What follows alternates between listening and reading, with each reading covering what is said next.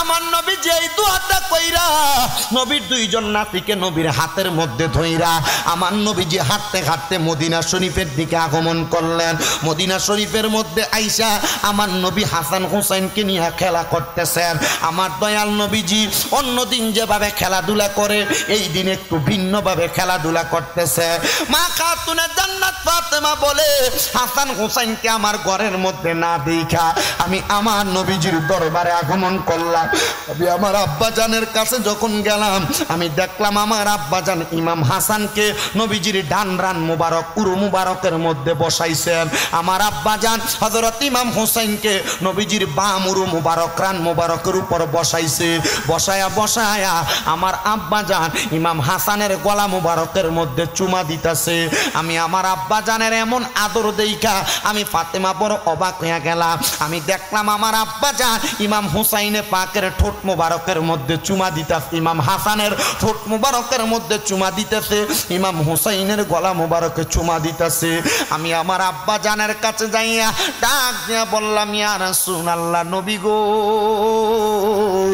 ও আমার আব্বাজান, আপনি তো ইমাম হাসান হুসাইনের কপালে চুমা দেন, বুকের মধ্যে চুমা দেন, আজকে দিয়ে আপনি নবী চুমা দেওয়ার ধরনটা আলাদা।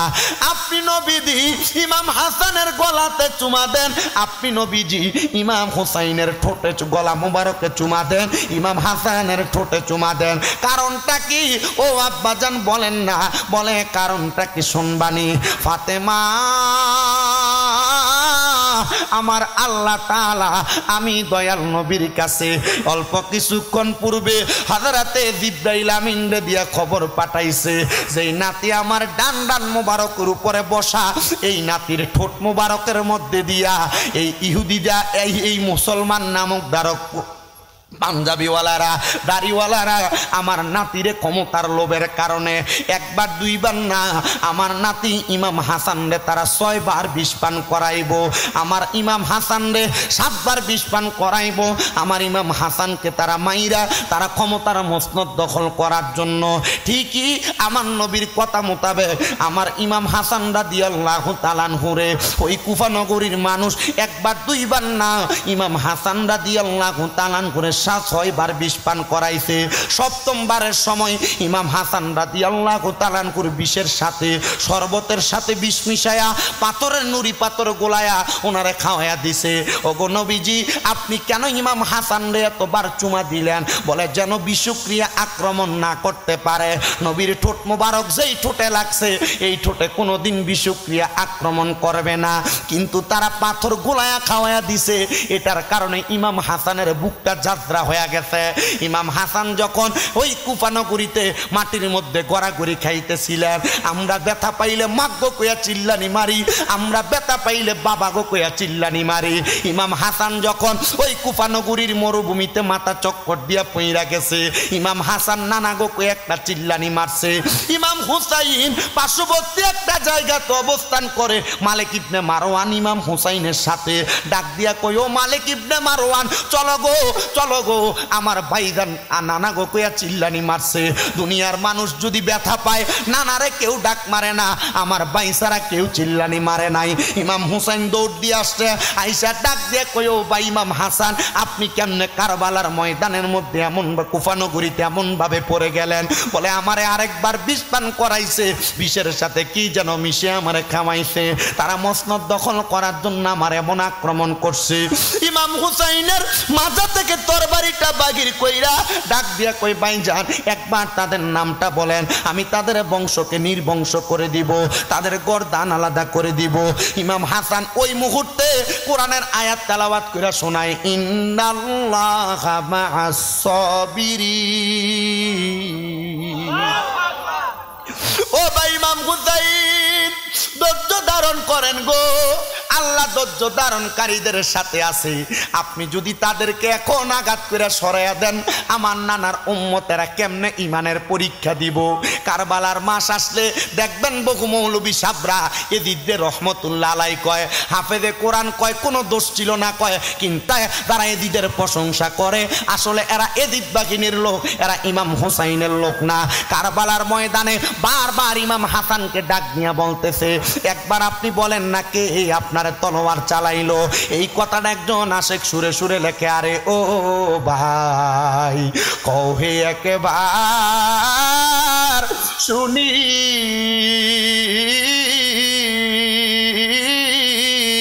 আরে কে তোমারে খাওয়াইলো জহর নবীজির পরানি রে বাইরে আমার সোনার চন্দ্রমণি। আকাশ কান্দে বাতাস কান্দে কান্দে দরিয়ার পানি ওরে দুই পুত্র গাইয়া কান্দে জান্নাতে ফাতেমা জননী রে বাইরে আমার সোনার চন্দ্রমণি। ছোট ভাই কয় বড় ভাই রে ও ভাই কেমনে যাও চলিয়া আরে আজকে থেকে গেলাম গো আমি বাইহারা হইয়া রে বাইরে আমার সোনার চন্দ্রমণি। ও ভাই কহে একবার শুনি ওরে কে তোমারে খাওয়াইলো জহর নবীজির পরানি রে বাইরে আমার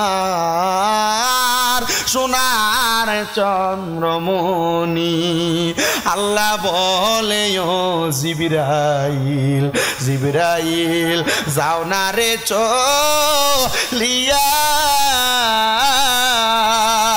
আরে ৭০,০০০ ফেরেশতা আনো জানাজার লাগিয়া রে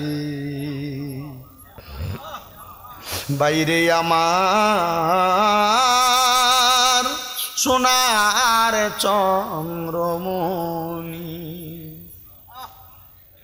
হাইরে আমার বাবা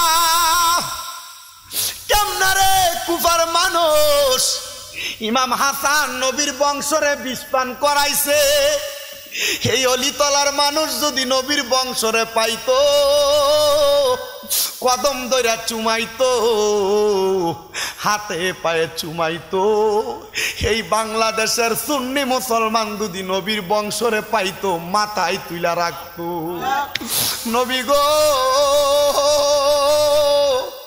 ও মায়ার নবী গো ইমাম হাসান রে তো তারা এমনে কতল করছে। মা ফাতেমা কান্দে আর কয় আব্বা ইমাম হুসাইন রে কেন আপনি গলার মধ্যে চুমা দিছেন? আমার দয়াল নবী কান্দে নবীজির চোখ মুবারক গুলা বায়া বায়া পানি পড়ে। আমার নবী ডাক দিয়া কয় ফাতেমা ইমাম হুসাইনের গলা মুবারকের মধ্যে ওই দুষ্ট পাপাচারী ইয়াজিদ শিমরেরা গলার মধ্যে তারা তরবারি দিয়ে আঘাত কইরা গর্দান আলাদা কইরা দিব। আমি নবী এই জন্য চুমা দেই আমার ইমাম হুসাইনের জন্য কোনো ব্যথা না লাগে। হাইরে মা ফাতেমার নয়নে মনি হযরত আলীর জান মা ফাতেমার নয়নে মনি হযরত আলীর জান ইমাম হোসেন শহীদ হলো কারবালার ময়দানে ইমাম হোসেন শহীদ হলো কারবালার ময়দানে। দয়াল নবীর জবানে কারবালার বয়ানে দয়াল নবীর জবানে কারবালার এই আওলাদে রাসূল শহীদ হবে হাদিসে প্রমাণে। ইমাম হোসেন শহীদ হলো কারবালার ময়দানে ইমাম হোসেন শহীদ হলো কারবালার ময়দানে। ঈদের দিনে নতুন পোশাক পরলো সকলে হাসান হোসেন কান্দে নানা পোশাক দাও বলে। দয়াল নবী করলো দোয়া ওগো আব্বা না, জান্নাত থেকে কুদরতেরই পোশাক পাঠাও না, লাল সবুজের সেই পোশাকে কারবালার নিশান, লাল সবুজের সেই পোশাকে কারবালার নিশান, ইমাম হোসেন শহীদ হলো কারবালার ময়দানে, ইমাম হোসেন শহীদ হলো কারবালার ময়দানে। বলেন মা ফাতেমার নয়ন মনি হযরত আলীর জান, বলেন মা ফাতেমার হযরত আলীর জানে, ইমাম হোসেন শহীদ হলো। আমার দয়াল নবীর যেমন কথা তেমন কাজ রে ও ফাতেমা, ইমাম হুসাইন কারবালায় শহীদ হইয়া যাইব। আরো একটা কষ্টের কথা আছে জানো ও আব্বা, কি কষ্টের কথা? একটা কষ্টের মাঝে আরেকটা কষ্টের কথা আপনি শোনাইবেন। ফাতেমা রে, কারবালার ময়দানে আমার ইমাম হুসাইন 2 রাকাত নামাজ পড়ব। আমার হুসাইন 2 রাকাত নামাজের মধ্যে তো 4টা সেজদা, হুসাইন 3টা সেজদা আদায় করব। ওই দুষ্ট ইয়াজিদ বাহিনীরা ওই নামাজের ভিতরে 3টা সেজদা দেওয়ার পর আমার ইমাম হুসাইনের গর্দান মোবারকে তরবারি চালাইব।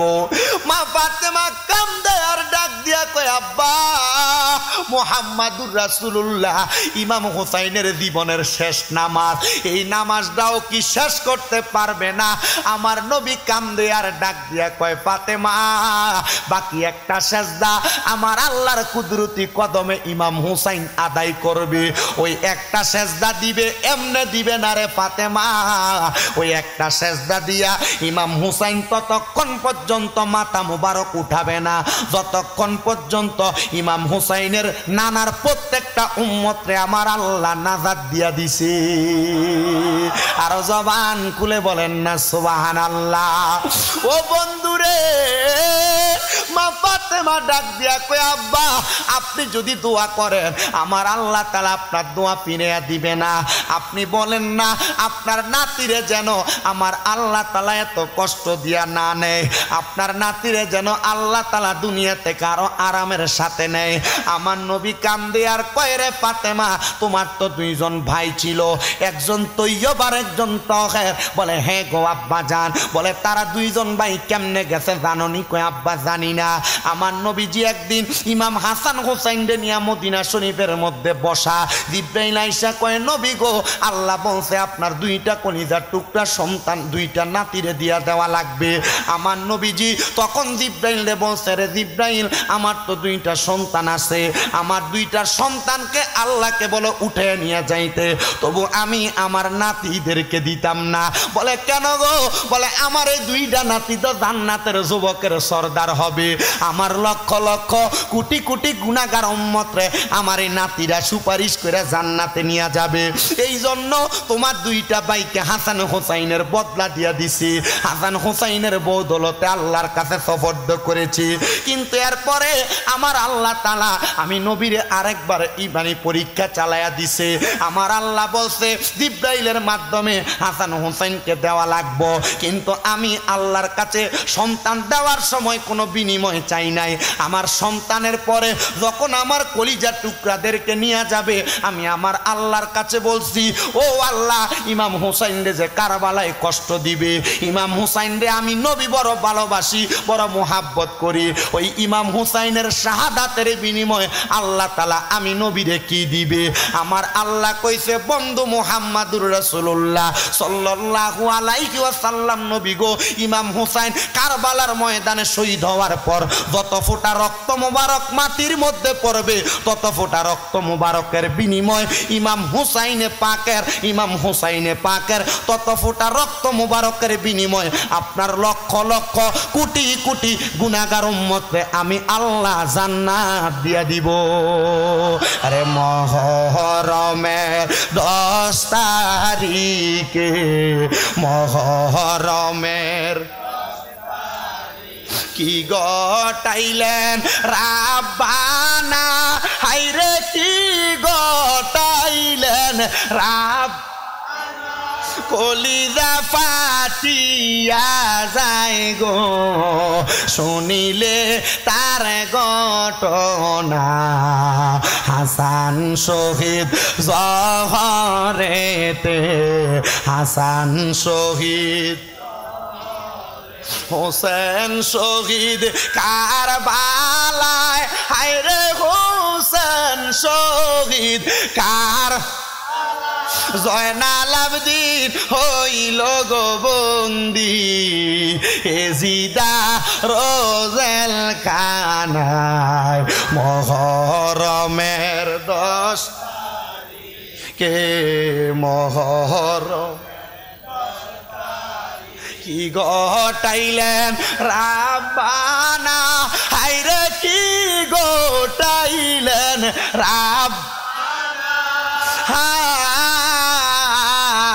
কলিজা ফাটিয়া যায় গো শুনিলে তার ঘটনা আহারে মহরমের চাঁদের আহারে ও চাঁদ তুমি দেখা দিও না ও চাঁদ তুমি দেখা দিও না তুমি দেখা দিলে মায়ের আখের পানি থামে না মহরমের 10 রিকে মহরমের কি ঘটাইলেন রাব্বানা হায়রে কি ঘটাইলেন কলিজা ফাটিয়া যায় গো শুনিলে তার ঘটনা আরে কলিজা ফাটিয়া যায় গো শুনিলে এ আমার অলিতলা এলাকার বাবা এ তরিকতপন্থী বাবারা আহলে বায়াতের প্রেমিকরা ঠিক নবীর কথা মোতাবেক কারবালার ময়দানে আসরের নামাজের আজান হয়ে গেছে জামাতের পূর্ব মুহূর্তে ইমাম হুসাইনের বুক মুবারকের মধ্যে তীর মাইরা বুকটা জাজরা কইরা ফেলছে ইমাম হুসাইন রে এমন ভাবে আঘাত করছে রে বড় লম্বা ঘটনা শর্টকাট শেষ করে দিচ্ছি বাবা ইমাম হুসাইন রাদিয়াল্লাহু তাআলা ঘুরে আঘাত করতে করতে ইমাম হুসাইন রাদিয়াল্লাহু তাআলা ঘুর বুক মুবারকটার উপরে শিমর নামক লোম সারা বুকের একটা ব্যক্তি উইঠা গেছে ওইটা ইমাম হুসাইনের গলা মুবারকে তরবারি চালাই ইমাম হুসাইনে পাকের গলা মুবারক কাটে না বলে কাটবো কেমনে কারণ এই বুকলার মধ্যে আমার নানা দিনে রাইতে চুমা খাইছে যে গলায় চুমুকে আল্লাহর হাবিব নবী মুস্তাফাই কিভাবে সেই গলাতে দুষ্ট এজিদ তলোয়ার চালাই হে হোসেন নবীজির আওলাদ সালাম জানাই মোরা তোমায় সালাম জানাই জানি না কেমন করে দল তলোয়ার চালাই জানি না কেমন করে এজিদের দল তলোয়ার চালাই হে হোসেন নবীজির আওলাদ সালাম জানাই মোরা তোমায় জানি না কেমন করে আল্লাহর হাবিব ছিলেন সোনার মদিনায় যে সময় দুষ্ট এজিদ হোসাইনের গলায় তলোয়ার চালাই হে হোসেন নবীজির আওলাদ সালাম জানাই মোরা তোমায় যে মাথায় বুলিয়ে ঘুম পাড়াতেন আম্মা ফাতেমাই যে মাথায় হাত বুলিয়ে ঘুম পাড়াতেন আম্মা ফাতেমাই কিভাবে সেই মাথাকে নীল তারা তীরেরও আগাই হে হোসেন নবীজির আওলাদ সালাম জানাই মোরা। হায়রে আমার বাবা ইমাম হুসাইন রাদিয়াল্লাহু তাআলা আনহু কই গলা মুবারক দিয়া তরবারি চলবে না, কারণ আমার নানাই গলার মধ্যে চুমা খাইছে। আমি 2 রাকাত নামাজ পড়ব রে। আল্লাহ বাঁচাইছে ইমাম হুসাইন কারবালায় 2 রাকাত নামাজ পড়ার কারণে আমরা হুসাইনি নামাজ পাইছি। এজিদের দল যখন ইমাম হুসাইনের গলাতে ছুরি চালাইবো ডাক দিয়া কয়ে আমার বাহিনীরা তাড়াতাড়ি হুসাইনের গলায় ছুরি চালা, আসরের নামাজ কাদা হইয়া যায়। নবীর বংশের গলার ভিতরে ছুরি চালায়া কিসের নামাজ পড়বা? নবীর শানে বেদবি কইরা কিসের নামাজ পড়বা? নবীর সালাতু সালাম রে বেদাত কইয়া কিয়ের নামাজ পড়বা? নবীরে মাডি কইয়া কিয়ের নামাজ পড়বা? আল্লাহর কসম নবীর প্রতি ঈমান নাই, নামাজ রোজার কোনো দাম নাই। নবীর প্রতি ঈমান আছে, নামাজ রোজার দাম আছে। একটা সেজদা দিয়া জান্নাতে যাইতে পারবা। এই জন্য বাবা নবী আহলে বায়াত আউলিয়া কেরামের প্রশংসা যারা করে তাদের পথে চলবা। হায়রে আমার বাবা ইমাম হুসাইন 2 রাকাত নামাজ পড়বে, 2 রাকাতের 3টা সেজদা দিছে। ইবনে জিয়াদ ডাক দিয়া কয় হুসাইন রে আরেকটা সেজদা দিতে দিও না।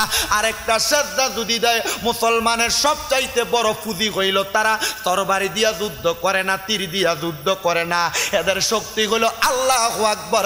এ যদি আরেকটা আল্লাহু আকবরের সেজদা দেয় হুসাইনের তরবারি থেকে কেউ তোমরা বাঁচতে পারবা না। তাড়াতাড়ি গর্দান ফালাইয়া দাও।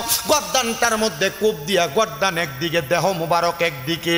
হায় রে এই টাইমে হযরতে আব্বাস ইবনে আব্বাস রাদিয়াল্লাহু তাআলা আনহু উনি মক্কা নগরীর ভিতরে, মক্কা শরীফ যারা গেছেন আপনারা দেখছেন একটা গোল এভাবে ব্যারিকেড দেওয়া যেটার নাম হাতিমে কাবা। উনি বলেন আমি এমন টাইমে হাতিমে কাবার সাথে হেলাম দিয়া আসরের পরে শুয়াছিলাম। আমি তাকায়া দেখলাম একজন ব্যক্তি বাবরি কাটা চুলওয়ালা, এলোমেলো, মুখের মধ্যে কেমন জানি ধুলা বালিয়ার রক্ত লাগা, হাতের মধ্যে একটা বাটি নিয়া কারবালার ময়দানে রক্ত নিয়া নিয়া বাটিতে পুরাইতাছে। আমি জিগাইলাম কে গো আপনি? তিনি আমারে কয় আমি হইলাম মুহাম্মাদুর রাসূলুল্লাহ সাল্লাল্লাহু আলাইহি ওয়াসাল্লাম। নবীজি, ও নবীজি আপনি কেন কারবালাতে আপনি এই পানিগুলা রক্তগুলা উঠাইতেছেন? উনি আমারে ডাক দিয়া কয় একটা কারণে রে, আমার আল্লাহ বলছে হোসাইনের 1 ফোঁটা রক্তের কারণে আমার লক্ষ কোটি উম্মতরে নাজাত দিয়া দিব। এখানে যত রক্ত আছে সংগ্রহ কইরা আমি আমার আল্লাহর দরবারে প্রেজেন্টেশন কইরা দিমু। আর আমার আল্লাহ হোসাইনে পাকের প্রত্যেক ফোঁটা রক্তের কারণে আমার উম্মতরে মাফ কইরা দিব। ও নবী গো, আপনার চুল মুবারক, আপনার ঠোঁট মুবারকের মধ্যে দি ধুলাবালি দেখা যায়। আমার নবী কান্দে আর ডাক দিয়া কই ইবনে আব্বাস আমার ঠোঁট মুবারকে কেন ধুলাবালি দেখা যায় জানো? আমার ইমাম হুসাইন রে কারবালার ময়দানে কতল কইরা দিছে। যেই হুসাইন রে আমি বুকে জড়ায়া রাখতাম, ঠোঁট দিয়া চুমু দিতাম, ওই হুসাইনের বুক একদিকে গর্দান একদিকে। আমি দয়াল নবী আমার ঠোঁট দিয়া হুসাইনের ধুলাবালিওয়ালা গলার মধ্যে মুখের মধ্যে চুমা দিছি।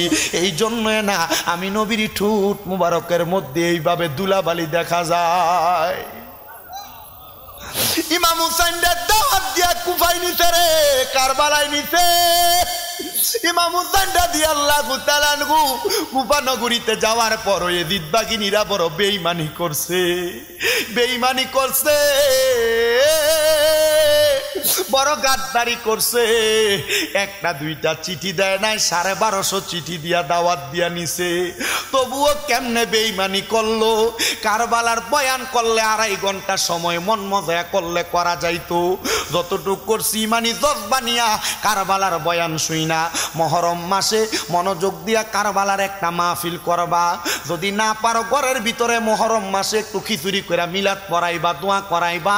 আহলে বায়াতের কারণে আল্লাহ তোমার তোমার নাজাত দিব কারবালা আর বিচারদের জালা গো আমরা সইতে পারি না আল্লাহ আল্লাহ কারবালা আর বিচারদের জালা গো আমরা সইতে পারি না আল্লাহ আল্লাহ মুহররমের 10 তারিখে ঘটল কি ঘটনা মুহররমের 10 তারিখে ঘটল কি ঘটনা কারবালা আর বিচারদের জালা গো আমরা সইতে পারি না মারহাবা আল্লাহ আল্লাহ জিকির জিকির জবানটা খুইলা আল্লাহর ডাকে শরম নাই আল্লাহ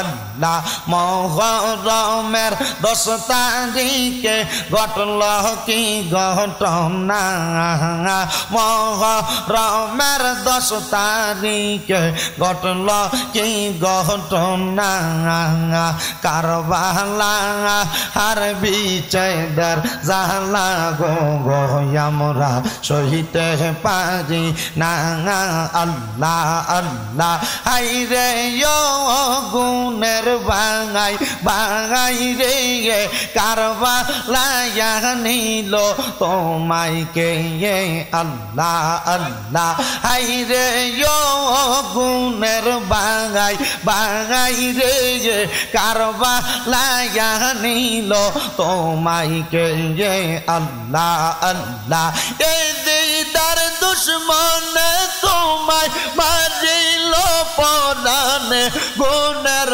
বাঙাই বাঙাই রে কারবালা নিল তোমায় কে আল্লাহ আল্লাহ গাছের পাতা জোরে পরে সখী নার কান্দনে বিয়া কইরা গেল স্বামী কারবালার প্রান্তরে আল্লাহ আল্লাহ স্বামী হারা হইল সেজন কারবালার ময়দানে গুণের বাঙাই বাঙাই রে কারবালা নিল তোমায় কে আল্লাহ আল্লাহ হাইরে গুণের বাঙাই বাঙাই রে কারবালা নিল তোমায় কে আল্লাহ আল্লাহ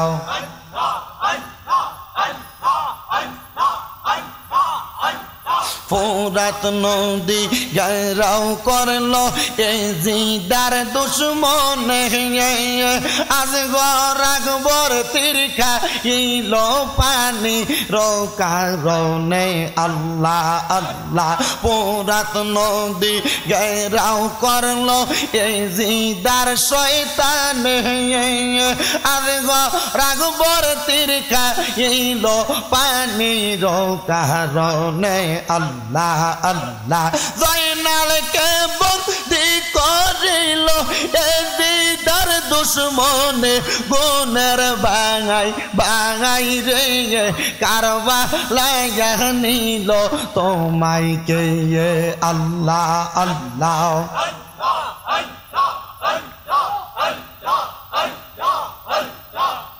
আমার পুরা মনের ব্যথা ও ব্যথা কাঙার কাছে কই কইলা আল্লাহ আল্লাহ আমার খোঁজ বাসবি নে প্রেমের তালা খুলবি কেমনে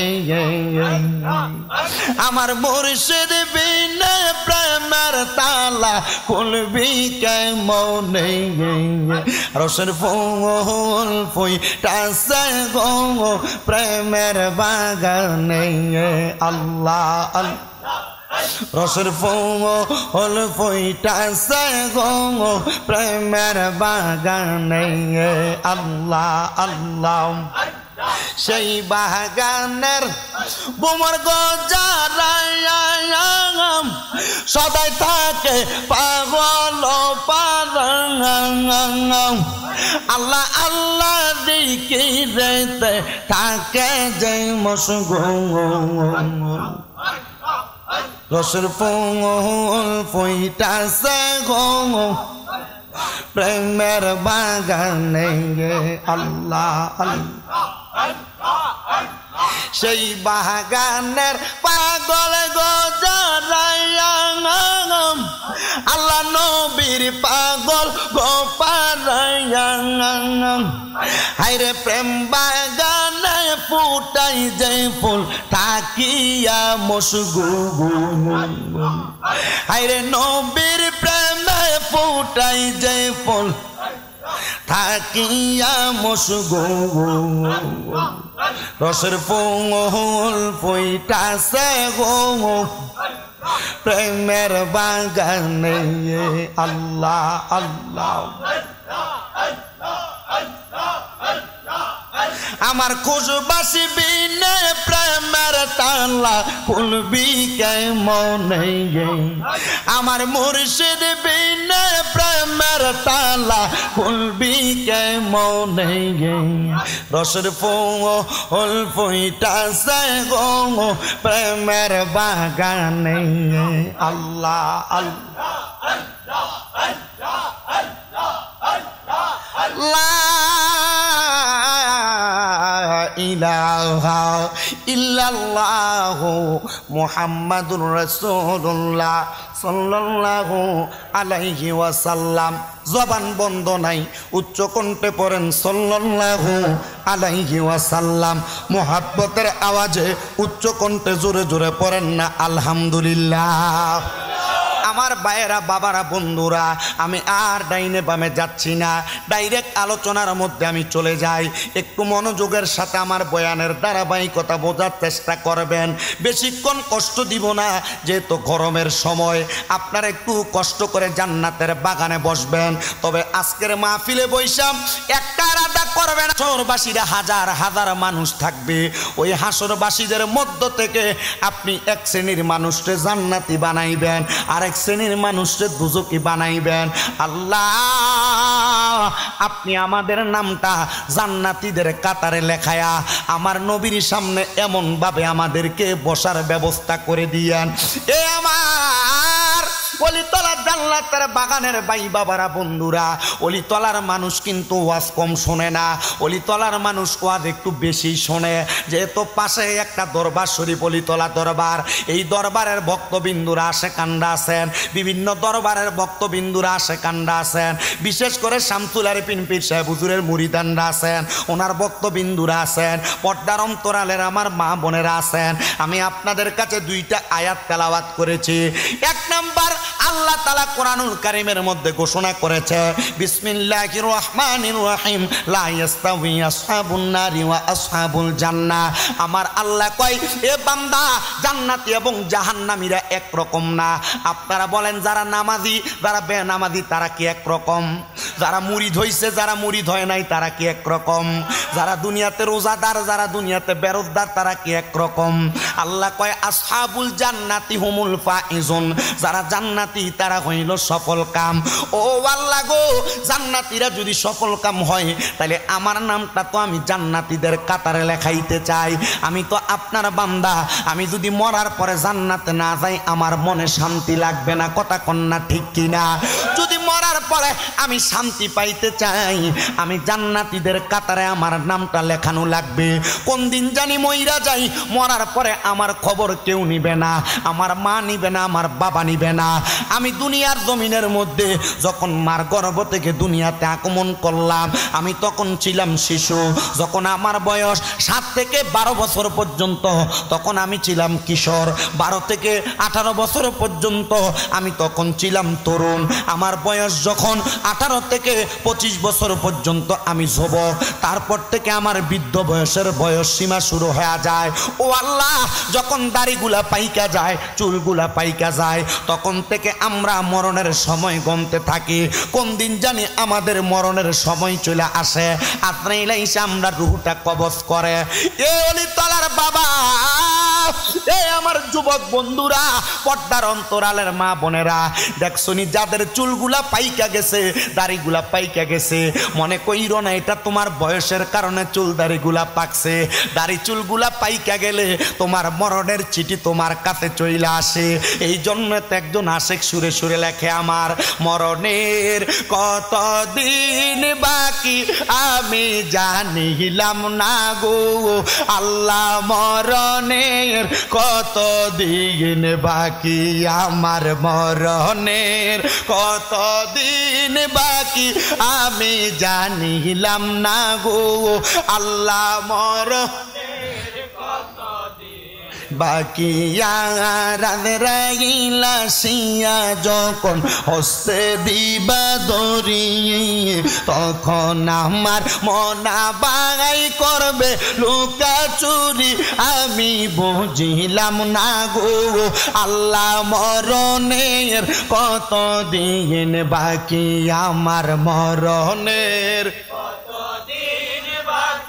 আমি জানিলাম না গো আল্লাহ, মরণের কতদিন বাকি।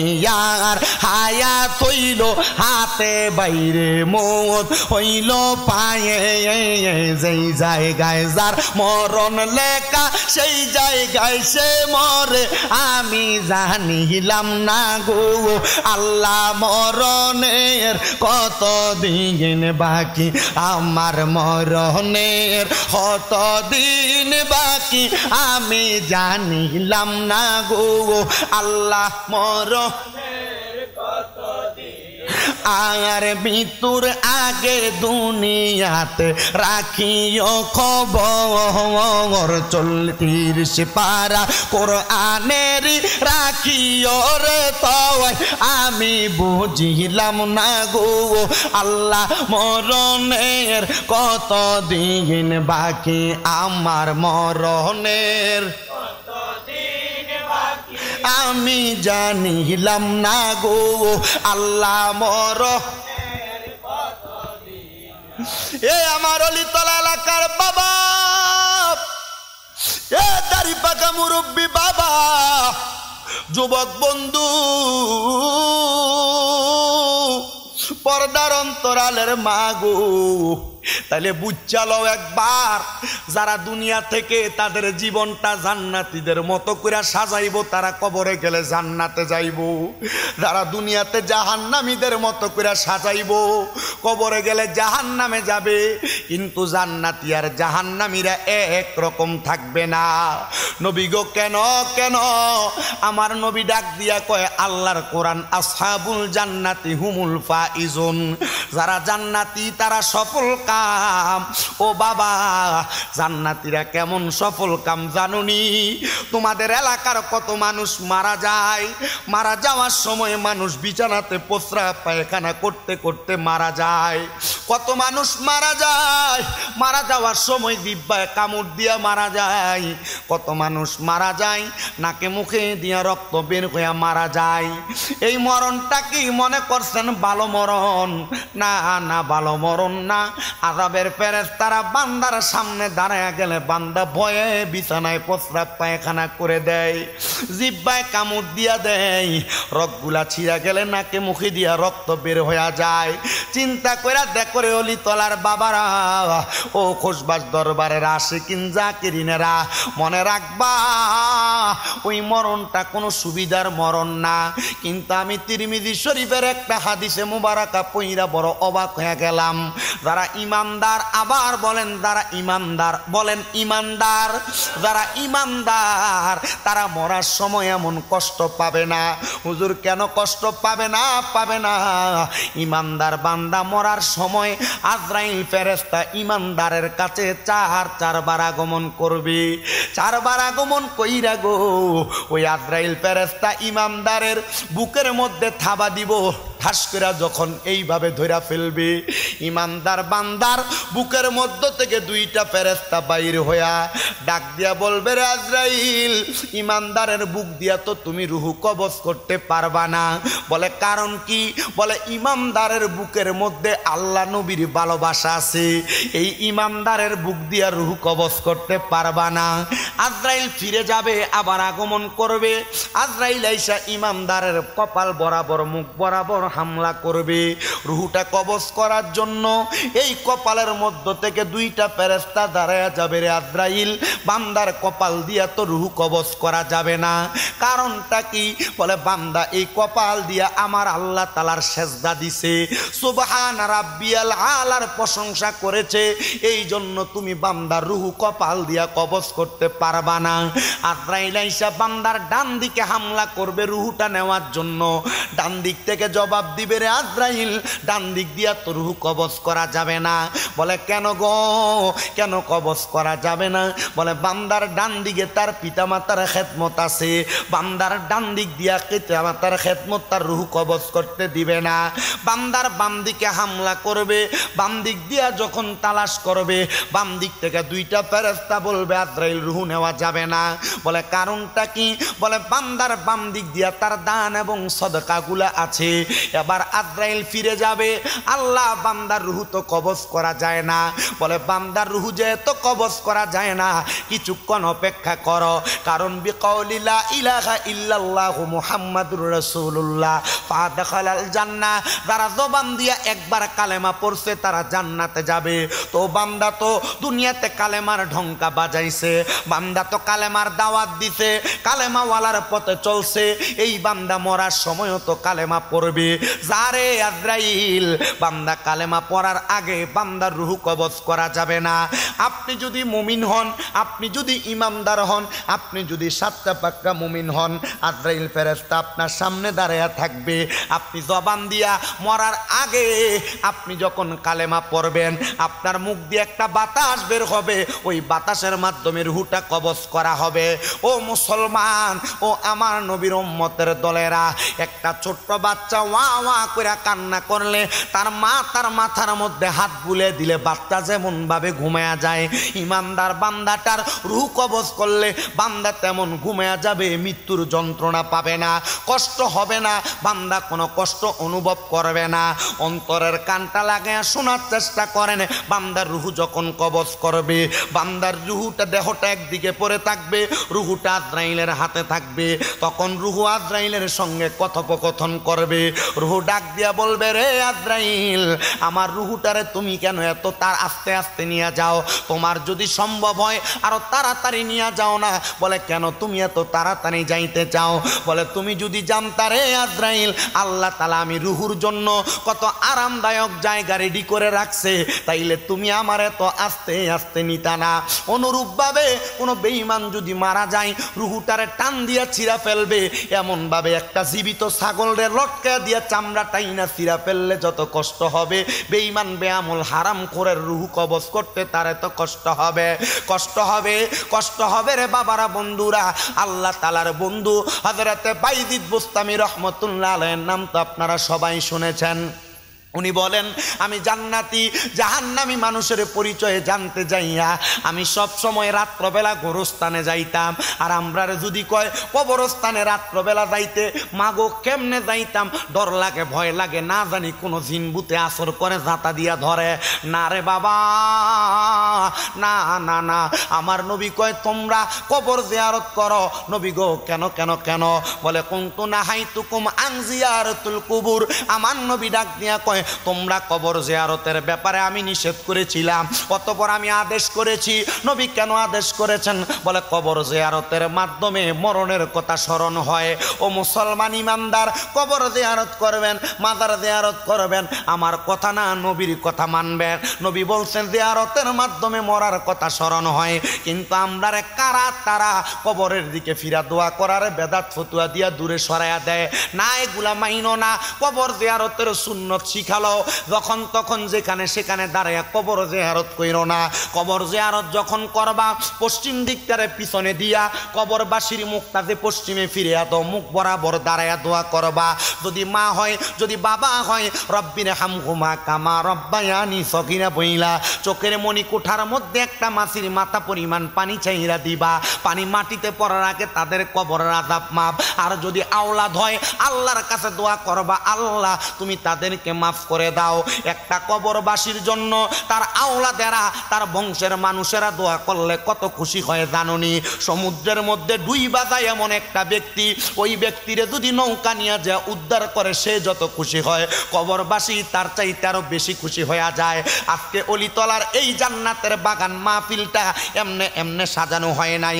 এই মাহফিল সাজানো হয়েছে হযরতে খুশবাসীর 15তম খেলাফত দিবস, মরহুম শফিকুল আলম পাটোয়ারির 11তম উফাত দিবস। সকল কবরবাসীর মাগফিরাত কামনায় এই জান্নাতের বাগানে আপনারা যারা বসেছেন, আপনাদের যাদের মা নাই, যাদের বাবা নাই, দাদা নাই, দাদি নাই, নানা নাই, নানি নাই, আত্মীয় স্বজন অন্ধকার কবরে এই জান্নাতের বাগানে বৈশা দোয়া করবেন। আল্লাহ তাআলা আপনার দোয়ার বরকতে তাদেরকে মাফ করে দিবে। ও বাবা, হযরতে বাইজিদ বুস্তামির জীবনী পড়তে যায়া আল্লামা ফরিদউদ্দিন আত্মার রহমতুল্লাহ আলাইহি লিখিত আত-তাসকিরাতুল আউলিয়ার মধ্যে উল্লেখ করতেছে, উনি বলতেছে আমি প্রত্যেক দিন রাত্রবেলা কবরের দিকে গমন করতাম। রাত্রবেলা মানুষের মনটা নরম থাকে, এই জন্য আমি রাত্রবেলা গমন করতাম। আমি কবরের সামনে যাইয়া আমি বাইজিদ বুস্তামি রহমতুল্লাহ আলাইহি আমি প্রত্যেক দিন এই কবরের দিকে তাকাইতাম, ওই কবরের দিকে তাকাইতাম। ও বাইজিদ বুস্তামি কেন তাকাইতেন? উনি বলেন আমি যখন আমার দুনিয়ার জাহিরি চক্ষু বন্ধ কইরা বাতিনি চক্ষু খুইলা দিতা, আমি কবরের দিকে তাকাইলে ওই কবরবাসী কি জান্নাতে আছে, ওই কবরবাসী কি জাহান্নামে আছে, আমি সেই অবস্থা অবলোকন করতাম। আপনারা বলেন এটা কি বাইজিদ বুস্তামির নিজের ক্ষমতা না আল্লাহ প্রদত্ত ক্ষমতা? আসতে বলেন না, নিজের ক্ষমতা না আল্লাহ প্রদত্ত ক্ষমতা? বাইজিদ বুস্তামি ডাক দিয়া কয়ে জগতের মানুষ আমি ওই কবরের সামনে যাইয়া কবরবাসীর অবস্থা অবলোকন করতাম। আমি প্রত্যেক দিন কবর জিয়ারত কইরা তাহাজ্জুদ পড়ার জন্য আমার ইবাদতখানা খানকার মধ্যে চলে আসতাম। আস্তে আস্তে যখন গমন করতাম, আমি একদিন আসার সময় দেখতেছি একটা টাকরা যুবক মানুষ আমার সামনে দাঁড়ায়া সে একটা হারমোনিয়াম নিয়ে বাজাইতেছে। আমি তারে বললাম, এ যুবক, তোমার মতো যুবকেরা জান্নাতের বাদশা ইমাম হাসানে পাক হুসাইনে পাকের সাথে জান্নাতে থাকার কথা, কিন্তু তুমি যেই গান বাজনা করতেছো, তুমি যেই হারমোনিয়াম বাজাইতেছো, এটার কারণে তো তুমি জাহান্নামে চলে যাইবা। তোমার নিজের জাহান্নামের কারণ তুমি। হযরতে বাইজিদ বুস্তামি ডাক দিয়া কয় আমি যখন যুবকটাকে নসিহত করলাম, সে তার হারমোনিটা আমার সামনে আইনা আমার সম্মুখে সে আছাড় দিয়া ভাঙছে, ভাঙ্গে একটা কাঠের টুকরা নিয়া এটা দিয়া আমি বাইজিদ বুস্তামির পিঠের মধ্যে একটা আঘাত করছে। আঘাত কইরা সে চলে গেছে, চোখগুলা লাল লাল করে ফেলছে। আমি বাইজিদ বুস্তামি তারে একটা কথাও বলি নাই। আর আপনারে আমারে যদি কেউ একটা মারতো, 14 গোষ্ঠী লইয়া লাঠি লইয়া দৌড়াইতো, তারা বাড়িতে থাকতে দিত না। আর আল্লাহর ওলিদের খাসিয়ত হইল কেউ কোনো কথা বললে নরম ভাবে চলে আসতেন। আব্বুজিরা আপনার কদমে হাত দিয়া বলি, যখন দেখবেন আপনার সঙ্গে কেউ নিজে গায়ে পুরা ঝগড়া করতে আসে, যখন দেখবেন কারোর সাথে দ্বন্দ্ব হইয়া যায়, পারলে নিজে ঠইকা চলে আসবেন, একটা কথা শুই না চলে আসবেন, ঝগড়াটাকে লম্বা হইতে দিবেন না। বলে হুজুর আমি নিজেই অন্যায় করি নাই, আমি কেন ঝগড়াটাকে মাইনা চলে আসব? মনে রাখবেন আপনি যদি এই জায়গায় নীরবতা এবং সমাজতা করেন, আমার আল্লাহ তাআলা আপনারে এত ভালোবাসবে, এত মোহাব্বত করবে। আল্লাহ তাআলার অসংখ্য ফেরেশতা আপনার আমলনামার মধ্যে অসংখ্য সওয়াব লিখতে থাকবে। কিন্তু অলিতলার মানুষ, তোমার যদি কেউ একটা গালি দেয় তুমি তার 10টা গালি ফিরে দাও। তোমার যদি কেউ একবার মানিয়ে গালি দেয় তুমি তার 14 গোষ্ঠীকে গালাগাল করো। মনে রাখবা না না না, তুমি যদি কাউকে গালাগাল না করো, কারোর গালাগালগুলা শুই না হজম করে চলে আসো, তোমার পক্ষ থেকে ফেরেশতারা তার জবাব দিয়া দেয়। রহমতের নবীর কাছে এক সাহাবী বিচার নিয়ে আসছি, ইয়া রাসূলুল্লাহ ইহুদি আমারে গালি দেয়, মন্দ কথা বলে। আমার নবী মুস্কি মুস্কি হাসে। এই ইহুদি নবীজির সামনে আইসা নবীর সাহাবীকে মন্দ কথা বলে। আমার নবীর সাহাবী ডাক দিয়া কয় নবী গো দেখেন আবার গালাগাল করে। আমার নবী মুস্কি হাসে। তৃতীয়বার যখন গালাগাল করে সাহাবী তার প্রত্যুত্তর প্রদান করলেন। আমার নবীর জবানকে নবীজি বেজার করে ফেললেন। সাহাবী ডাক দিয়া কয় ইয়া রাসূলুল্লাহ মনটারে বেজার করে ফেললেন। আমার দুইবার গালি দিল, আপনি নবীজি মুস্কি হাসলেন। তৃতীয়বার সে আমার গালি দিল, তখনও হাসলেন, কিন্তু আমি জবাব দেওয়ার সাথে সাথে মুখটা বেজার করে ফেললেন। আমার নবী কয় সাহাবী যখন সে তোমার গালি দেয় আমি তাকে দেখলাম আল্লাহ তাআলার অসংখ্য ফেরেশতারা তার আমল নামা থেকে আমলগুলা নিয়ে তোমার আমল নামায় দেয় আর তোমার পক্ষ থেকে তার জবাব দিয়া দেয়। কিন্তু যখন তুমি তার জবাব দিয়া দিলা, জবাব দেওয়ার সাথে সাথে সেই ব্যক্তিটা আর তার আমল নামার নেক তোমার দেয় না। ফেরেশতারা চলে গেছে, শয়তান তোমাদেরকে জড়ায় ধরে ফেলছে। আমি জানতে চাই রে আমার বাবারা, আমার বন্ধুরা, ও ওলিতলার মুসলমানেরা, একজনকে গালি দিলে আপনার কোনো লাভ নাই, লস। একজনকে গালি দিলে আপনার লস। এবার আপনারা বলেন এই গালির মতো মন্দ কথা, ফায়সা কথা আমরা সবাই ত্যাগ করার দরকার আছে না নাই? মনে রাখবেন এমন অনেক মানুষ আছে গালি দেয় না, কিন্তু চা দোকানে বৈশা একজন আরেকজনে গালি দেয়, মন্দ কথা বলে, গীবত করে। এগুলা শুনতে তার কাছে বড় ভালো লাগে। আব্বুজির এই ব্যাপারও বড় সতর্ক রহমতের নবী করেছেন। হযরতে আবু সাঈদুল খুদরি রাদিয়াল্লাহু তাআলা আনহু থেকে হাদিসটা বর্ণিত। উনি বলেন আমি আমার নবীজির জবান মোবারকে বলতে শুনলাম কেউ যদি কোনো মানুষের ব্যাপারে গীবত করে, মন্দ কথা বলে, আর কেউ যদি সেই জায়গায় উপস্থিত থাইকা তাদের মন্দ কথা শ্রবণ করে আর তার কানের মধ্যে দুইটা শাহাদাত আঙ্গুল দিয়া ফেরকা না লাগায়, তাইলে ওই ব্যক্তিটা মরার পরে তার কানের মধ্যে গরম সীসা ঢালাই করে তার গানটা ঢালাই করে দেওয়া হবে। কেউ গালিগালাজ করে, মন্দ কথা বলে, গান বাজনার আয়োজন করে, আপনি সেখানে দাঁড়ায় দাঁড়ায় তাদের গান বাজনা শোনেন, আপনি সেখানে দাঁড়ায় দাঁড়ায় গালিগালাজগুলা শোনেন, একজন আরেকজনের নামে গীবত করে আপনি শোনেন। মনে রাখবেন রে বাবারা, কানের মধ্যে গরম সীসা ঢালাই করে দেওয়া হবে। এই স্বভাব বেশি আমার মা বোনদের। আমি আমার মা বোনদেরকে বলবো, এক বাড়ির মহিলা আরেক বাড়িতে ঝগড়া লাগলে কান লাগায় শোনো, এক বাড়ির কথা আরেক বাড়িতে যায় যায় লাগাও। মা বোন মনে রাখবা গো, এটার কারণে তুমি গীবতের শিকার, গীবতের শিকার, গীবতের শিকার। আর এই গীবতের শিকার যদি হইয়া যাও আল্লাহ তাআলার কাছে তিনটা কষ্টের অধিকারী হইবা। এক নাম্বার, আল্লাহর নবী কয় আল গীবাতু আসাদ্দু মিনাল কতল। যদি কোনো মানুষ কোনো মানুষের নামে গীবত করে, সেই একটা মানুষকে, জীবিত মানুষকে জবাই করে দিলে, খুন করলে যেই গুনাহ হবে, ছোট্ট একটা গীবত করলে, কারণ নামে বদনাম করলে তার এমন গীবত হবে। দুই নাম্বার, আল গীবাতু আসাদ্দু মিনাজ জিনা। তুমি যদি কোনো নারীর সাথে অবৈধ সম্পর্ক করে মেলামেশা করলে যে গুনাহ হবে, একটা গীবত করলে তোমার আমল নামার মধ্যে এমন একটা জিনার গুনাহ হবে। তিন নাম্বার আসলো, কোনো মানুষ যদি কোনো মানুষের নামে গীবত করে, সে যেন তার মৃত ভাইয়ের গোশত নিজে কামড়ায় খায়। হাইরে, এই গীবত থেকে আমাদেরকে দূরে সরে আসা লাগবে, গীবত ত্যাগ করা লাগবে। আল্লাহর ওলি বাইজিদ বোস্তামি বলে, আমার সে আঘাত করেছে, আমারে মারছে, আমি তারে মারি নাই। একজন মারলে আরেকজন জবাব না দিলে তাদের মাঝে সমাজতাকারী হিসেবে ফেরেশতা আসে, কিন্তু একজন মারলে আরেকজন প্রত্যুত্তর মারলে এই জায়গার মধ্যে সন্ত্রাসবাদ তৈরি হয়। আল্লাহর নবী যে আরেক হাদিসে মুবারাকার মধ্যে কয়, যারা সন্ত্রাসবাদ মানে মারামারি করে, কাটাকাটি করে, দ্বন্দ্ব করে, আল্লাহর নবী কয় যারা সন্ত্রাস তারা আমার অন্তর্ভুক্ত নয়। তো নবীর অন্তর্ভুক্ত যদি না হয় সে তো মুসলমানই না। এই জন্য বাবা মারামারি কইরো না, কাটাকাটি কইরো না, দ্বন্দ্ব করো না, ফিতনা ফাসাদ করো না। আমি আপনাদের কাছে কি নসিহত করব আমি জানি না আমার ক্ষুদ্র জ্ঞান দিয়া, তবে চেষ্টা করতেছি ক্ষুদ্র ক্ষুদ্র কিছু বিষয় বুঝাইয়া দেওয়ার জন্য। বাইজিদ বোস্তামি বলে, আমি মারি নাই রে, মারি নাই, আমি চলে গেছি আমার বাড়িতে, আমি বড় কষ্ট করে তাহাজ্জুদ পড়েছি, ফজরের নামাজ পড়েছি, আমি সবসময় ফজরের নামাজ আদায় কইরা, এশরাকের নামাজ পইরা, আমি ফজরের পরে এশরাক পইরা, দোহারের নামাজ পইরা, তারপর জোহরের আগে অল্প কিছুক্ষণ ঘুমাইতাম। আমি ঘুমানোর সময় হাজার চেষ্টা করতেছি, কিন্তু আমার কোনো ঘুম আসতেছে না। বাইজিদ বোস্তামি কয়, আমার মনে টেনশন, হাইরে ওই বাইডা যে আমারে গতকালকে বাড়ি দিল, না জানি সে তার হাতের মধ্যে ব্যথা পাইছে। আপনাদের কি কষ্ট হইতেছে? অসুবিধা হইতেছে? বিরিয়ানি ডিজে রান্ধ হইছে, খাওয়ান লাগবো নি?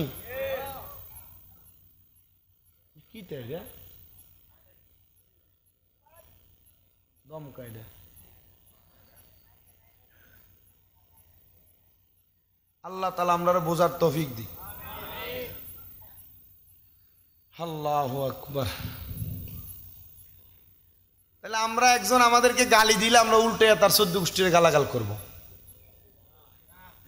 হ্যাঁ, কার বাড়িতে কি হয়েছে আমরা একজন আরেকজনের নামে দোকানে বসে এটা বাড়িতে দেখে দেয় দোকানে গল্প করব, গিবত। হ্যাঁ, দোকানে কেউ করতেছে, চা একটা টান দিবেন, গিবত করাটা শেষ হয় না, আরেকটা অর্ডার দিয়ে খাইবেন, আবার পরে এইটাও শেষ হয়েছে না, এখনো গিবত চলতেছে, এবার সিগারেট ধরে ধরে গিবত শুনবেন। শুনবেন, শুনলে কি ডালাই করে দিব, উড়ি চলি আইবেন ডাইরেক্ট। আপনার কি কষ্ট হইতেছে? ইগিনো ওয়াজ না কেন?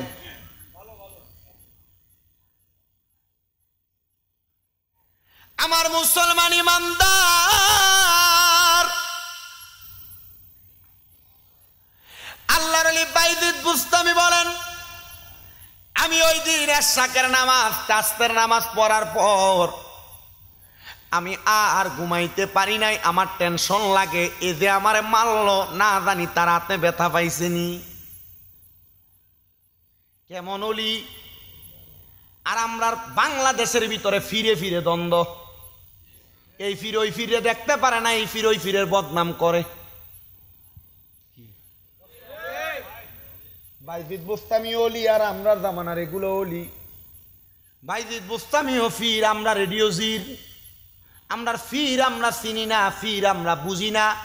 আব্বা জি, পীর চিনার জন্য তোমার কাছে আমি আবদার করব, পীর চিনার আগে যে কোনো একজন হক্কানি ব্যক্তির কাছে যে আলেমের কাছে যে মুরাকাবা মুশাহাদার সিস্টেমটা একটু জানার চেষ্টা করো। যদি জানতে পারো তাহলে তুমি তোমার পীরে বাহির করতে পারবা। পীর এমন ব্যক্তি, ইদারু উযুকির আল্লাহু আযজা ওয়া জাল্লা, যার দিকে তাকাইলে আল্লাহর কথা মনে হবে। কি, কার কথা মনে হবে? আমার মুসলমান ইমানদার, হযরতে বাইজিদ বুস্তামি ওনার একজন সহচর খাদেমরে ডাক দিছে, দাঁড়াও। ডাক দিয়া কয়, তুমি যে আমার সামনে দাঁড়াইলা, তুমি আমারে বলো, আমার সামনে থেকে আমার একটা প্রতিনিধি হয়ে আমার কিছু সামান এক জায়গায় পৌঁছাইতে পারবানি? বলে, হুজুর পারবো। অরাজকতা প্রকাশ করতে পারবা না, নারাজতা প্রকাশ করতে পারবা না? হুজুর ঠিক আছে। উনি বলেন, আমি কিছু দেড়হাম তার হাতে দিলাম এবং তারে বললাম, তুমি এইগুলা নিয়া গতকালকে যে আমারে কাঠ দিয়া বাড়ি দিছে তার কাছে নিয়ে হাদিয়া স্বরূপ পৌঁছাবে। হুজুর পারতাম না। কি বলেন? না হুজুর, গতকালকে আপনার এত বড় একটা আঘাত করলো, আমি মনে করছি আপনি আমার আদাস করবেন, আমি তার গর্দান উড়িয়ে দিতাম।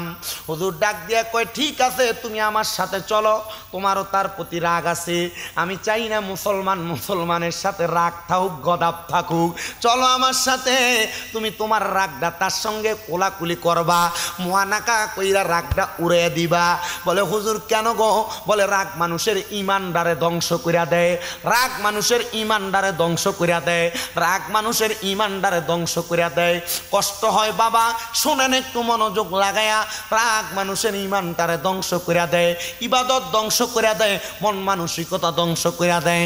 এবার ওনাকে নিয়া বাইজিদ বুস্তামি ওই ব্যক্তির সামনে যাইয়া বাইজিদ বুস্তামি ডাক দিয়া কয়, ভাই গতকালকে আপনি আমার আঘাত করছেন, হাতে ব্যথা পাইছেননি, এই নেন আপনার জন্য কিছু পথ্য নিয়ে আসছি, একটু সামান নিয়ে আসছি, হাদিয়া স্বরূপ আপনার কাছে রাখেন, আপনি যদি কষ্ট পান আমি বাইজিদকে মাফ করে দিয়েন। যেই ব্যক্তি গান বাজনা করত, তার ধর্ম ছিল খ্রিস্টান ধর্ম, সে ডাক দিয়া কয়, এমন মুসলমানের মধ্যে ফকির তো আমি আমার জীবনে দেখি নাই, তুমি বাইজিদকে আমি মারলাম, তুমি আমার উল্টে মারলা না, আমি গতকালকে থেকে এখন পর্যন্ত ঘুমাইতে পারি না, আমি আফসোস করতেছি তোমারে যে আমি মারলাম, না জানি আমি কোনো বদদোয়ার শিকার হইয়া যায়। এ বাইজিদ, এখন দি তুমি আমার কাছে মাপ চাও, কারণটা কি বলবানি? বলে, মাপ চাই একটা কারণে, অন্য কোনো কারণ না, তুমি ব্যথা পাইলে আমার আল্লাহ তাআলা ব্যথা পাবে। বলে, কেন? কয়, মানুষ কষ্ট দিলে আল্লাহ তাআলা স্বয়ং নিজে কষ্ট পায়, এই জন্য আমি তোমারে কষ্ট দিতে চাই না, তোমারে কষ্ট দিয়া আমার আল্লাহ তাআলারও আমি কষ্ট দিতে চাই না। চিন্তা করছো নিরে অলি তলার বাবারা, ও নবীর উম্মতের দলেরা, আল্লাহর অলি হইয়া একটা মানুষের কাছে কেমনে নত হইয়া গেছে, কিন্তু আপনি আমি দুনিয়ার জমিনের মধ্যে নত হইতে চাই না, দুনিয়ার জমিনে মাপ চাইতে চাই না, গায়ের মোটামি নিয়ে বাঁচতে পারি, আমরা সমাজে বরত্ব দেখাইতে পারি।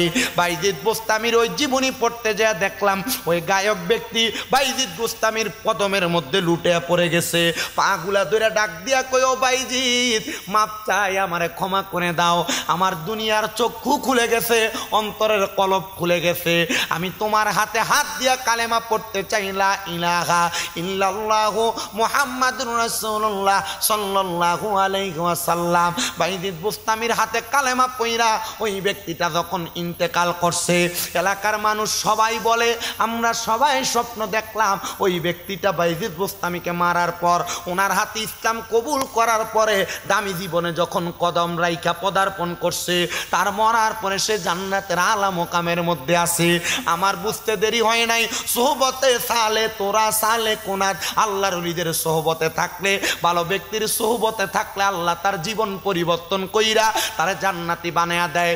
এ যুবক ভাই, এ মুরব্বী বাবা, এ পর্দার অন্তরালের মা বোনেরা, তোমরা যারা এখনো বায়াত গ্রহণ করো নাই, তোমরা যারা এখনো মুরিদ হও নাই, হক্কানি একটা পীরের হাত ধইরা মুরিদ হইয়া যাইবা, বায়াত হইয়া যাইবা, দেখবা গো এই বায়াতের মাধ্যমে তোমার এখনের জীবনের চাইতে বায়াতের পরের জীবনের দাম বড় বাইরা যাবে। কারণ বায়াত হওয়ার পর ফজর জোহর আসর মাগরিব এশার পরে ওজিফা পালন করা লাগে, জিকিরের প্রতি মনোযোগ থাকে, আল্লাহর স্মরণ থাকে, দরবারের টুপি মাথায় নিয়ে যখন কোনো মানুষ সুরতে সিরতে ফানা হইয়া যায়, ওই ব্যক্তি ফানা ফিল্লার জগতে থাকে, সুরতে সিরতে ফানা হইলে ফানাফি শায়েকের জগতে পৌঁছায়। ফানাফি শায়েকে থাইকা কোনো মানুষ যদি ওই জায়গা অতিক্রম করতে পারে, ওই ব্যক্তি ফানাফির রসুলে চইলা যায়। আর ফানাফির রসুলের জগতে যেই থাকে, সে চোখ বন্ধ করলে আমার মাওলার দিদার পায়া যায়। যাই গো শুনলে তাহার বর্ণনা, আল্লাহুম্মা সাল্লি। আমার মুসলমান ইমানদার, ওই আল্লাহর ওলি বাইজিদ বুস্তামির কাছে অনেক মানুষ মুরিদ হইছে। এই যে আপনাদের অলিতলা লতিফিয়া দরবার, এই খুশবাস কাদিরিয়া দরবার, বিভিন্ন এলাকার দরবারের মুরিদ, এটা দোগয়া সাতপুরের মুরিদ, এখানে মাইজবান্ডারের অনেক মুরিদ আছে, বিভিন্ন দরবারের, বিশেষ করে যারা আছেন ধেরারা দরবার শরীফের মুরিদ আছেন, শাহপুর দরবার, বিভিন্ন দরবারের মাশায়েখের এদামের মুরিদ আছেন। একটু মনোযোগ লাগে শোনার চেষ্টা করবেন না আমার বাবারা। পিসা হুজুরদের কাছে দেখবেন বালা মানুষও দেয়া মুরিদ হয়, ফোংডা স্যাংডো দেয়া মুরিদ হয়, আবেগের ঠেলায়, কথা কন্যা ঠিক কিনা?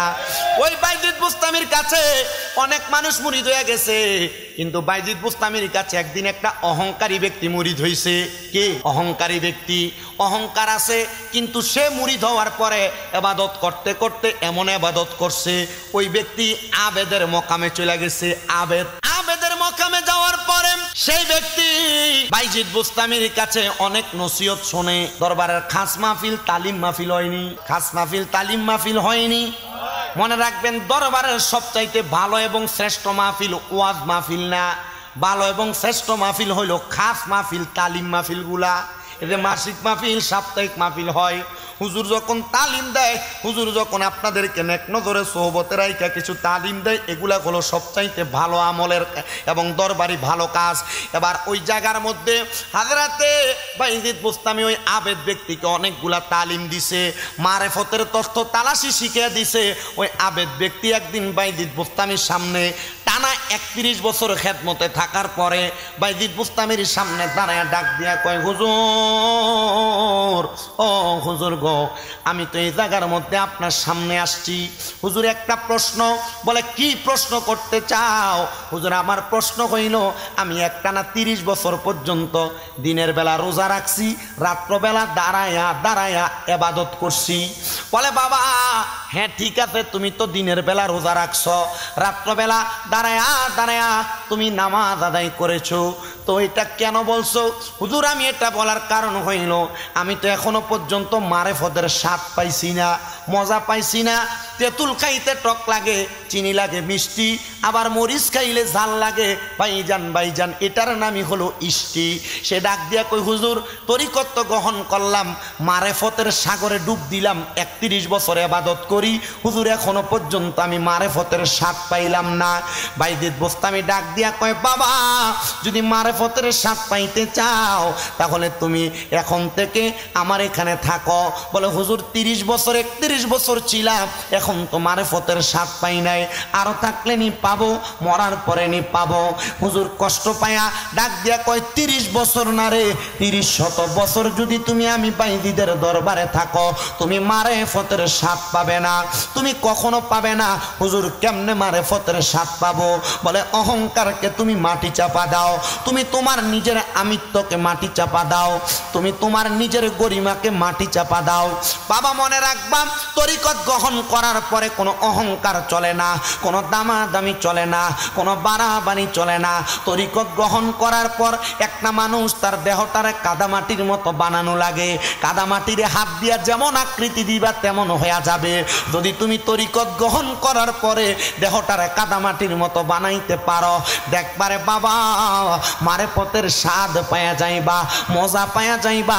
আর নচেত তরিকত গ্রহণ করবা, দরবারে যাইবা, বিরিয়ানি খাইবা, তরিকতের কোনো মজা পাইতা না।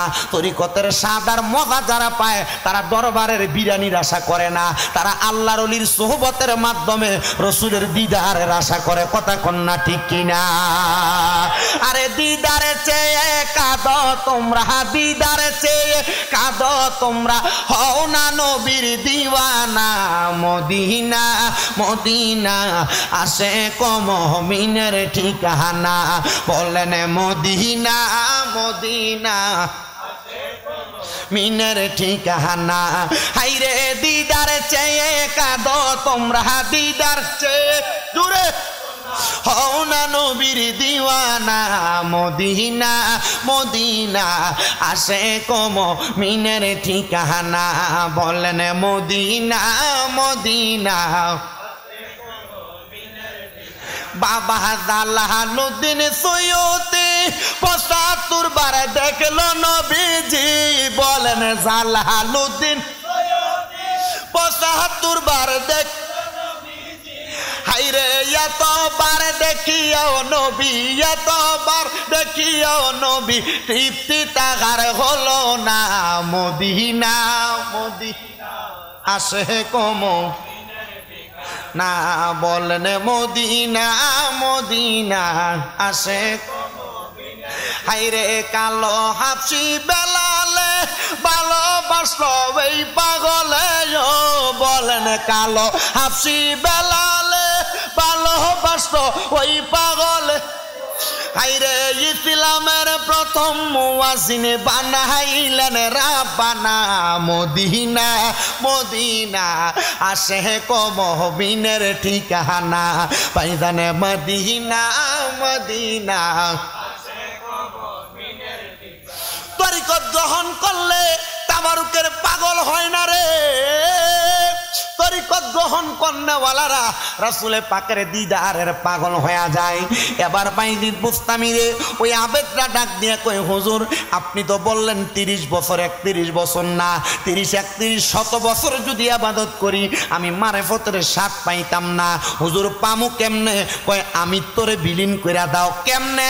কাদামাটির মতো বানাও, যদি বানাইতে পারো কাদামাটিরে যেমনে কয় এমনে চলা যায়, যেমনে কয় এমনে বানানি যায়। এবার কয় হুজুর কি করতাম? কয় গায়ের জামা কাপড় খোলো। হুজুর এখন কি করব? কয় জামাটা খুললা মাথায় বান্ধ, একটা সিরা বস্তা করো। হুজুর এটা কি বলেন? সিরা বস্তা গায়ে লাগাইতাম। বলে হ্যাঁ। বলে এটা লাগায়া যে এলাকার মানুষ তোমার চিনে ওই এলাকার মানুষের সামনে যাইবা, হাতের মধ্যে কিছু আখরোট নিবা, আখরোট হাতের মধ্যে আখরোট গুলা নিয়া ওই এলাকার মানুষের কাছে যাইয়া তার সামনে ডাক দিবা, আমার সামনে আসো, এখান থেকে একটা আখরোট তুমি পাইবা। যদি তুমি তোমার হাত দিয়ে আমার একটা আঘাত করো, তো মনে করেন আমি কইলাম হুজুর মানুষ, আমি যদি এখন মাথার পাগড়ি টুপি খুইলা আপনারে কই এই নেন 100 টাকা, আপনি আমার একটা ঘুষি দিলে 100 টাকা পাবেন। তা আমি আপনাকে বললাম আপনি আমার একটা আঘাত করবেন না 100 টাকার বিনিময়। যদি আপনাদের কাছে কোনো বড় পীর সাহেব হুজুর আইসা বলে 100 টাকা নাও আমার একটা আঘাত করো, তুমি করবা না? তো ওহাবি হলে করবো, এটা টেহাও দেওয়ান লাগবো না, ডাইরেক্ট কিনে বইব। কথা কয় না কা? আর জোরে কন্যা ঠিক কিনা?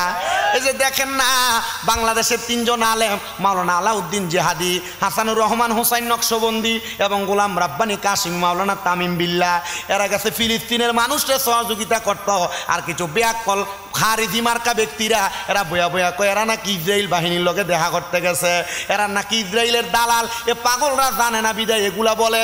কি তো সুন্দর জায়গা এই ফিলিস্তিনের মুসলমানদেরকে সহযোগিতা করতেছে, ফিলিস্তিনের পুলিশের হাতে চুমা দিতেছে, সাহাবী গাছের কাছে জিয়ারত করতেছে, বড় বড় আল্লাহর ওলির মাজার জিয়ারত করতেছে, মুহাক্কিক আলেমদের মাজার জিয়ারত করে। তো যারা যারা এই আলাউদ্দিন জিহাদি সহ আলেমদেরকে দালাল বলছে, এরাই আসলে দালাল, এরা ইসলামের জন্য কিছু করে না। এরা দেখছি ফিলিস্তিনের পক্ষে হইয়া মাঠে নামছে আন্দোলন করবার লাগা, আবার যায় আম চুরি করছে, আবার কোকা কোলারে বয়কট করতে যায়, আবার ওই জায়গায় কি কয় এটারে কোকা কোলা বয়কট করতে দেয়া, KFC রে বয়কট করতে দেয়া, বাটা দোকান বয়কট করতে দেয়া, এদের দোকান ভাঙচুর করে জুতা চুরি করছে। এরা জুতার লোভ সামলাইতে পারে না, এরা জিহাদ করবে কেমনে আমরা বুঝাই না। যারা জুতার লোভ ছাড়তে পারে না সামান্য, এরা বলে জিহাদ করবো, সৌরের দল কোনানকার। আরো যারা ফিলিস্তিনের মুসলমানদের সহযোগিতা করতে গেছে, বাংলার 3 জন আলেম এ ফিলিস্তিনের মুসলমানের সহযোগিতা করতে গেছে, ফিলিস্তিনের পুলিশদেরকে ধরে চুমা দিতেছে, আনন্দে বাচ্চাদেরকে জড়ায় ধরতেছে, আর এই সুরেরা প্রকাশ করতেছে এরা বলে ইসরায়েলের দালাল। এদের দেশ সম্পর্কে কোনো আইডিয়াই নাই বেটা। ফিলিস্তিনের যে বাইতুল মুকাদ্দাস মসজিদ, এই মসজিদে এখন ঢুকতে হইলে ইসরায়েলের সীমান্ত দিয়ে ঢুকা লাগে। আপনি চিন্তা করেন এরা মিডিয়াতে বসে কেমনে মিথ্যাচার করে। এরপর আমরা কিছু কইলে কয় যে সুন্নিরা ওহাবিরা বহে, আমরা তাদেরকে বহার দরকার আছে। যেমন আমি নিজে আল্লাহর কসম করে বলি, যদি শরীয়ত বিরোধী কোরআন সুন্নাহ বিরোধী কোনো কথা বা কোনো কাজ না হয়, আমি আজ পর্যন্ত কোনো হুজুরের নাম ধরে বহাবই করি নাই। আজ পর্যন্ত আমি বহাবই করি নাই শরীয়ত বিরোধী কোরআন সুন্নাহ বিরোধী কোনো কথা না বললে। কিন্তু শরীয়ত বিরোধী কোরআন সুন্নাহ বিরোধী কথা বললে আমি আগে চেষ্টা করি তার সাথে ফোনে যোগাযোগ করার। যদি দেখি যে না বেটা ভাত্তা দিছে না, এরপরে ধরি। এরা সুন্নি আলেমরা গেছে ফিলিস্তিনের মুসলমানদের সহযোগিতা করতে, এরা লাগাই দিছে গিবত কি এরা ইসরায়েলের দালাল হইয়া ওইখানে গেছে। আসলেই এরা তো বলছে যে মসজিদে আকসার ভিতরে কোনো হামলা নাই। মসজিদে আকসা আপনি গুগলটা সার্চ করেন, আপনি তাকে দেখবেন মসজিদে আকসার মধ্যে প্রত্যেক মুসলমানদেরকে 5 ওয়াক্ত নামাজের সময় দরজা খুলে দেওয়া হয়। কথা কি বুঝতে পারছেন আপনারা? এবং এই 5 ওয়াক্ত নামাজ ছাড়া 24 ঘন্টার ভিতরে দৈনিক 1 ঘন্টা সময় টুরিস্টদের জন্য মসজিদে আকসা খুলে দেওয়া হয়। কিন্তু দুঃখের বিষয় এটাকে নিয়ন্ত্রণ করে ইসরায়েল পুলিশ। কারা নিয়ন্ত্রণ করে? এখন আপনি গেছেন এটা দেখার জন্য, আপনি যদি কন যে ইসরায়েল পুলিশেরা নিয়ন্ত্রণ করে, মুসলমানদের বাধা দেয়, আপনারা চেষ্টা না হেনে তো যে ব্যাক কলটি মিডিয়াতে বসে বসে এগুলা বলে, এ ব্যাক কলের কি ক্ষমতা আছে ফিলিস্তিন দেওয়ার? এর নিজেও যাইতো না, আরেকজন গেছে তারও সাপোর্ট দিত না। ওই যে হিংসা এবং আমিত্ব অহংকার, তো এগুলা ত্যাগ করলে জান্নাতে যাইতে পারবে। আর নচেত আমরা জান্নাতে যাবো, এরা ফেলে ফেলে থাকবো। কারণ আমরা সুন্নিদের একটা অহংকার, একটা কথা আছে, আমরা আমলের জোরে জীবনে আমল যদি হিসাব করে সুন্নিরা জান্নাতে যেতে পারতো না। আমলের হিসাব করলে সুন্নিরা জান্নাতে যাইতে পারবে না। তবে একটা কথা আমরা বলতে পারি, আমরা ইমানের জোরে জান্নাতে যাবো। বলে তোমরা যদি ইমানের এত জোর থাকে, ফিলিস্তিনের মুসলমানরা মাইরা থুপ করতেছে, তোমরা আন্দোলন করো না কি লেগা? আমরা এ জাতের আন্দোলন করি না যে জাতের আন্দোলন করতে যায় জুতা চুরি করে। আমরা এ জাতের আন্দোলন করি না যে জাতের আন্দোলন করতে যায় মানুষের কাছে আম চুরি করে। আমরা এ জাতের আন্দোলন করি না যে জাতের আন্দোলন করতে যায় KFC ভাঙতে যায় পানির বোতল চুরি করে। ছোট্টার দল হইব, এরপরে কইলে তো কইব বহাবই করে। আল্লাহ আমরা বুঝার তৌফিক দেখ। আমিন কন। আস্তে কইছে আমিন, আরো জোরে কনে আমিন। এও টিয়া হুসলে সামনের দিকে আইয়েন না, পরে মাথা মুখে খারাপ হয়ে দরকার না, আব্বা আইও না। আল্লাহ কবুল করেন, আরো জোরে কন আমিন। আস্তে কইছে আমিন, আরো মোহাব্বতে কোন আমিন। এবার আসেন আমার বাবারাম, ডাক দিয়ে কয় পারবানি? অহংকার মৃত্যু ত্যাগ করতে বলে পারবো। বলে যাও তাইলে যাইয়া একটা জায়গার মধ্যে দাঁড়াইবা, মানুষকে বলবা মারার জন্য। সে কয় আমি সালার বস্তা গায়ে দিয়া শরীরের জামা কাপড় ফালায়া আখরোট হাতে নিয়ে মানুষের সামনে যাই, মানুষ আমার অবহেলা করে না, চিনে বিদায়। এবার বাইজিদ বুস্তামি কয় এমন এলাকায় যাইবাম যে এলাকার মানুষ তোমারে চিনে না, তোমারে বড় লাঞ্ছনা দেয়, তোমারে বড় বঞ্চনা দেয়, সে এলাকার মধ্যে তুমি তোমার ইবাদতের আস্তানা বানাইবা। ও বাবা, যে জায়গায় মুসলমান আছে এই জায়গায় তাবলিগ চলে না। তাবলিগ চলে ওই জায়গার ভিতরে যে জায়গার ভিতরে বিধর্মী আছে। যে জায়গায় মুসলমান সে জায়গায় তালিম চলে। তো তুমি যে তাবলিগের নাম দিয়ে কি করো? বলে হুজুর আমরা তাবলিগের নাম দিয়ে ভালো কিছু করতে চাই, আমিও চাই তাবলিগের নাম দিয়ে ভালো কিছু করো, মুসলমান বানাও, তাবলিগের নাম দিয়া সুন্দর করে সমাজ পরিচালনা করো। এমন তাবলিগ কইরো না যেটার মাধ্যমে মারামারি হয়, এমন কিছু কইরো না যে টুপিওয়ালা দাড়িওয়ালাদের বদনাম হয়। আমি তাবলিগওয়ালাদের বিরোধিতা করি না, কারণ আমি নিজে তাবলিগওয়ালার মাদ্রাসায় পড়ে কারি সাহেব হইছি। আমি তাবলিগওয়ালার বিরোধিতা করি না, আমি তাবলিগওয়ালার মাদ্রাসার মধ্যে পড়ে আমি হুজুর হইছি। এই জন্য আব্বাজিরা আপনাদের কাছে আমার আবদার, নিজেকে আপনি অহংকারামিত্ব বিলীন করবেন। ওই আবের ডাক দিয়া কয়, ও বাইজিদ বুস্তামি গো, বাইজিদ বুস্তামি, আমার তো এই এলাকার মানুষ বড় বদনাম করে, বড় আঘাত করে, বড় কষ্ট দেয়। বলে তাইলে তুমি এই এলাকার মধ্যে ইবাদত করো। আবের ডাক দিয়া কয়, ওই এলাকার মধ্যে একটানা 4 বছর ইবাদত করার পরে এলাকার মানুষ আমার সম্মান করে, আমার আদর করে। আমি ওই আদর পাইয়া আমার কাছে ইবাদতের মনোযোগ বাইরে গেছে। বাইজিদ বুস্তামি কয়, 31 বছর ইবাদতের মজা পাইছো না, আজকে 4 বছর যে জায়গায় ইবাদত করো এখন মজা পাওনি। কয় হুজুর আল্লাহর কসম করে কই, এখন যেই মজা পাই বড় পূর্ববর্তী 31 বছরে তার 1% মজা আমি পাই নাই। বলে ইবাদতের মজা পাইতে হইলে ইবাদত করতে হবে লোক দেখানো না, লোক দেখানো না, ইবাদত করবা গোপনে গোপনে, দেখবা আমার আল্লাহর সঙ্গে প্রেমের কানেকশন লাইগা গেছে। জোরে জোরে পড়েন আল্লাহু আকবার। ওরে মায়া নিদন হারাইলাম ঘুমের ঘরে স্বপনে, মায়া নিদন হারাইলাম ঘুমের স্বপনে, আর কি দেখা হবে মুর্শিদ জীবনে।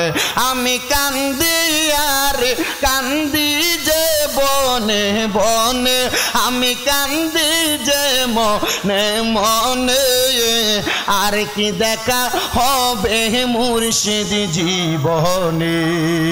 হায়রে মুর্শিদ নাম যে করেছে সাধন, বিনা দুধে দই পাতিয়া তুইলাছে মাখন।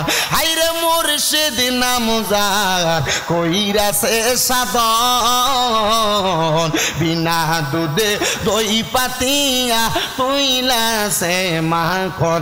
আমি দয়াল নামের ভিখারি, আমি মুর্শিদ নামের ভিখারি, আমার কেউ শুয়ো না গো সজনী, আমার কেউ শুয়। মুর্শিদের নামে যে হয় ফানা, কলবে হইয়া যায় দিওয়ানা। হায়রে মুর্শিদ নামে যে হয় ফানা, কলবে হইয়া যায় দিওয়ানা। হায়রে সেই মুর্শিদের ভিখারি, আমরা প্রাণে মুর্শিদের ভিখারি, আমরা রে কেউ শুইও না গো সোচ। এ মুসলমান, এই মুর্শিদের পথটা অনুসরণের মাধ্যমে আরেকটা পথ তোমরা অনুসরণ করবা, সেটা হইল আমার আল্লাহ তাআলা জানায়া দেয় বিসমিল্লাহির রহমানির রহিম, কুল্লা আসআলুকুম আলাইহি আজরান ইল্লাল মাওয়াদ্দাতা ফিল কুরবা।